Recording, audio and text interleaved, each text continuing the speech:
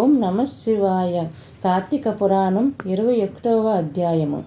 ఈ విధముగా యుద్ధమునకు సిద్ధమై వచ్చిన పురంజయునకు కంబోజర భూపాలునకు భయంకరమైన యుద్ధము జరిగెను. ఆ యుద్ధములో రధికునితోనూ అశ్వసైనికులతోనూ గజ సైనికులతోనూ పద్ధతి సైనికులతోనూ మల్లులు మల్ల యుద్ధ నిపుణులతో ఖడ్గ గద బాణ పరశువు మొదలగు ఆయుధములు ధరించి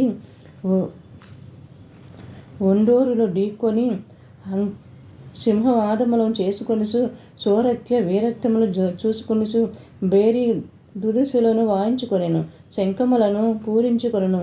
ఉభయ సైనికులు పోరాడి ఆ రణభూమి యందు చూసిన విరిగిన రథపు గుట్టలు, తెగిన మొండెములు, తొండలు, తలలు, చేతులు ఆహాకారములతో దీన వ్యవస్థలో వినిపిస్తున్న ఆ క్రందనములు పర్వతములు పడి ఉన్నవి.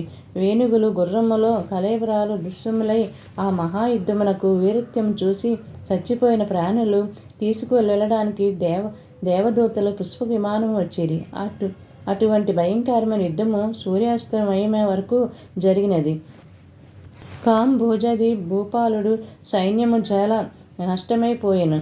అయినాను మూడు పురంజయుడు సైన్యములెల్లా అతి సమానముతో పట్టుదలతో ఓడించి పెద్ద సైన్యమున్న పురంజయునితో అపజయమే కలిగెను. దానితో పురంజయుడు రహస్య మార్గమును శత్రువులు కంటపడకుండా తన గృహానికి పారిపోయెను. బలోపేతులైన శత్రురాజులు రాజ్యమును ఆక్రమించుకున్నారు. పురంజయుడు విచారముతో సిగ్గుతో దుఃఖించుచుండెను. ఆ సమయంలో వశిష్ఠులు వచ్చి పురంజయుని ఊరడించి, రాజా, మరికొన్నిసార్లు నీ వద్దకు వచ్చితిమి. నీవు ధర్మాన్ని తప్పినావు. నీవు చేస్తున్న దురాచారాలు అంతులేదు. ఇకనైనను సన్మార్గమున ఉండమని హెచ్చరించెను. అప్పుడు నా మాటలకు లావలేదు. నీవు భగవంతుని సేవింప అధర్మం ప్రవృత్తుడైనవు. ఈ యుద్ధమునకు ఓడి రాజ్యములు శత్రువులు కప్పగించితి. ఇప్పటికైనా నా మాట ఆలకింపుము. జయ అపయాలను దైవతీనములను ఎరిగితివి. నీవు చింతలోని కృంగిపోవటమేలా?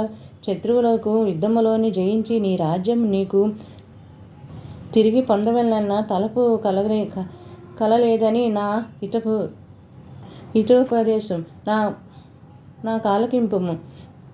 ఇది కార్తీక మాసము. రేపు కృత్తిక నక్షత్రములో కూడిన పౌర్ణమిగాన స్నానం జప నిత్య కర్మలు ఆచరించి దేవాలయమునకు వెళ్ళి దేవుని సన్నిధిలో దీపదానం చేసి భగవంతునకు నమస్కారం చేయించు. నాట్యం చేయుము. ఇట్లు వచ్చినచో నీకు పుత్ర సంతతి కలుగును.